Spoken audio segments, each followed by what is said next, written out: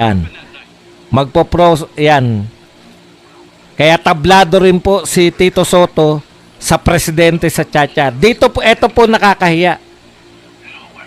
Habang binabanata ni Tito Soto yung kanya mismong second in command, yung Senate pro tempore, Senate President pro tempore, si Ping Lacson. Kinontra rin po siya dito sa pagkontra niya sa Supreme Court. Ano po sinabi ni Ping Lacson? Ito po. Accept and respect the Supreme Court's final ruling voided the articles of impeachment against Vice President Sara Duterte. Ayan. Lacson urged his fellow lawmakers to prioritize the rule of law over political considerations, stating that the Supreme Court's decision must be accepted and respected regardless of personal views.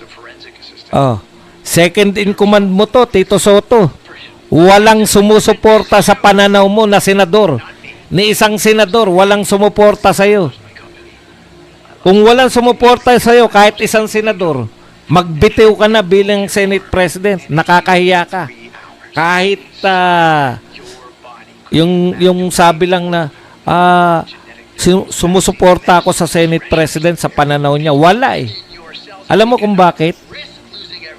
Dahil ang Supreme Court, ang rule of law. Sabi ni Ping Lacson, sumunod tayo sa rule of law. Huwag nating i-consider yung ating mga personal political consideration. Bakit po? Bakit po personal political lang po yung kay Soto? Kasi nga, gusto niya magtsatsa na. Imaginein mo. Dapat tanggalin niyo yan, kayong lahat ng mga senador. Tanggalin niyo si Tito Soto kasi nagpapakita siya ng bias niya. Wala pa nga. Biruin mo, ikaw ang nalungkot. Samantalang ang humirit, samantalang ang nagsampa ng motion for reconsideration, hindi naman Senado eh. Mga taga House of Representatives. Thank you very much, Roxanne Badron, sa $298 na pangkape. Paalala ko lang sa'yo, Tito Soto, baka nagkamali ka eh. Yung nagsampa ng motion for reconsideration, yung House of Representatives, paano tinanggap ng House of Representatives yung desisyon ng Supreme Court? Ano sabi ni Chua? At saka nung isa pa, sila yung namamahala dyan sa sa mga congressman tungkol dyan sa may kinalaman sa sa impeachment. Ayon kay Chua, sa personal niya, tutol siya sa desisyon ng Supreme Court. Pero bilang men of law, dahil siya po ay isang abogado, susunod siya sa Supreme Court. Lahat dapat sumunod sa Supreme Court kasi pag hindi nyo sinunod ang Supreme Court, sino pa susundin natin sa Pilipinas?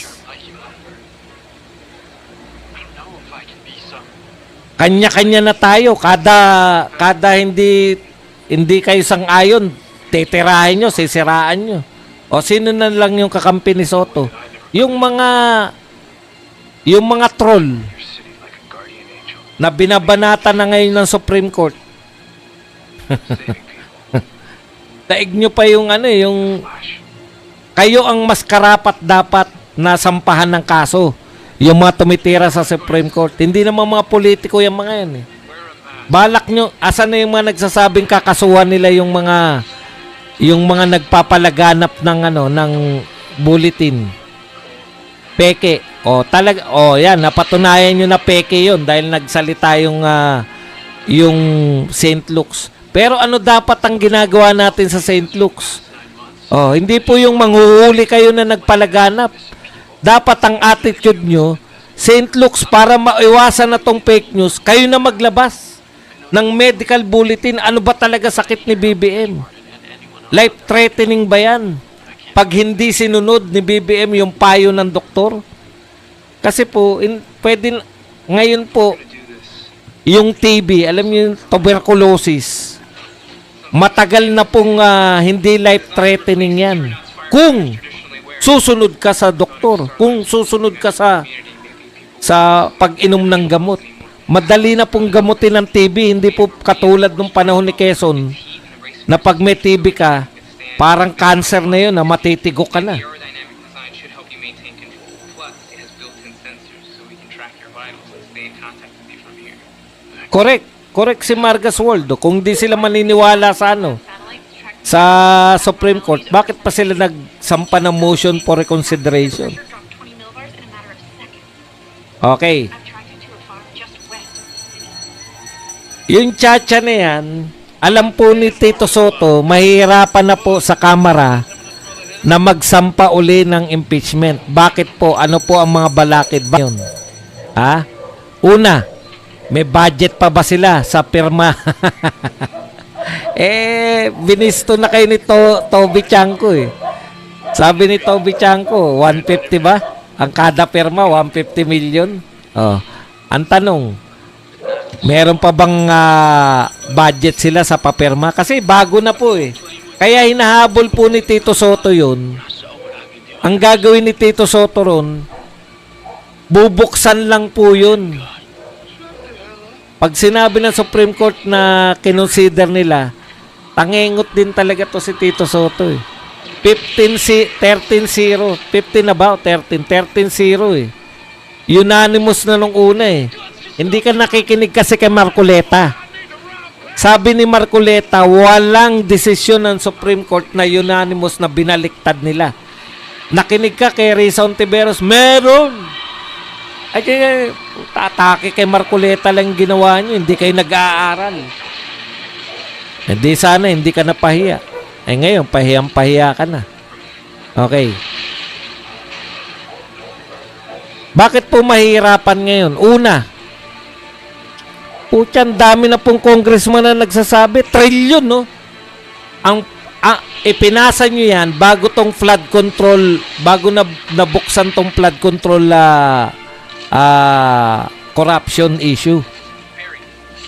Natuklasan ng mga tao, trilyon ang pinag-uusapan natin dito. Kung may karapat dapat na ma-impeach, hindi yung walang kinalaman, di hamak na, ano po ba mas malaki? Milyon o trilyon? Trilyon ang usapin eh. Tapos gusto nyong parusahan, wag natin parusahan yung mga magnanakaw ng trilyon. Ang gusto nyong pag-usapan, parusahan, yung confidential fund. Ano naman ang problema nyo sa confidential fund? Wala. Ayaw nilang magpaliwanag. Okay lang sana yun kung dinimanda nyo rin yung may mga confidential fund na ayaw na magpaliwanag. Bistado na kayo ng tao eh. Nung una, nagulat yung tao, ha? May confidential fund, 125 million, ginastos ng 11 days. Hindi na po nagugulat yung mga tao. Alam na po nila na hindi po imposible yan. Dahil daan-daang bilyon, no? Ha? Eto nga, hindi ginastos, binulsa eh. Daan-daang bilyon, binubulsa lang ng ilang tao. Tapos gugulatin nyo pa na 125 ginastos ng 11 days. Meron po ba silang binintang na ninakaw ni BP Sara? Wala. Hindi lang ipinaliwanag. Alam na ng tao na kaya hindi pinapaliwanag dahil nga confidential. Tanong nyo po, eto real talk tayo. Itanong nyo po, ano po ibig sabihin pag confidential? At pinaliwanag. Halimbawa, pinaliwanag ni BP Sara. Pag confidential at pinaliwanag po ni BP Sara, irereklamo nila si BP Sara na bakit mo pinapaliwanag yung confidential. Confidential nga. Sila din po magpapaliwanag. Hindi po kusayan na magpapaliwanag ng sarili. Sila rin po ang magrereklamo pala. Sasampahan nila ng kaso si BP Sara dahil binubulgar yung confidential fund. Barry? Ganyan lang yan eh. Okay.